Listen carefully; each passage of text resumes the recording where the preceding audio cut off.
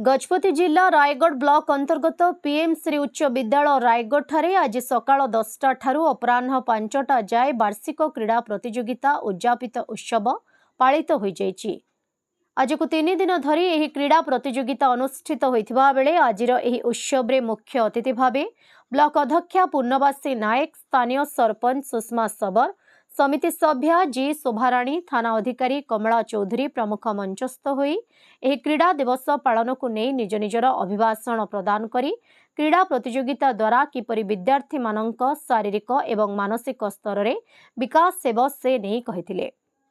एही अवसर रे पूर्वरु चलिथिबा विभिन्न प्रतियोगिता रे अंश ग्रहण करिथिबा मोट 360 प्रतियोगींक मध्यरु कृति विद्यार्थी माननकु अतिथि माननक द्वारा पुरस्कृत करा जायथिला। एही अवसर रे विद्यालयर समस्त शिक्षक एवं शिक्षयित्री माने परिचालना करिथिबा बेले 250 जन अभिभावक उपस्थित थिले। Manoj Kumar Behera, incharge headmaster government high school Raigarh. आज आमर विद्यालय ब्लॉक रे पीएम श्री स्कूल होइथिबारु पीएम श्री स्कूल अनुदान रे वार्षिक क्रीड़ा दिवस पालन निमित्त नियम थिला।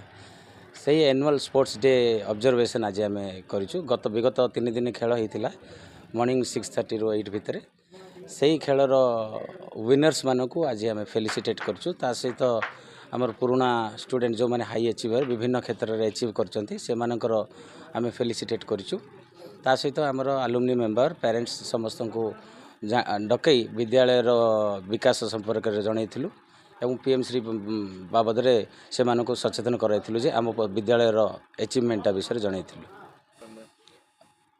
आमर आज जो विगत 3 दिन खेल रे 50 इवेंट रे खेल होता फर्स्ट सेकेंड थर्ड आ गेम्स भी होता kabaddi kho kho boys girls junior senior सब जूनियर सब विभिन्न विभाग खेल होता एवं जो माने अचीव कर जो माने पाई मेडल से पुरस्कृत कराई।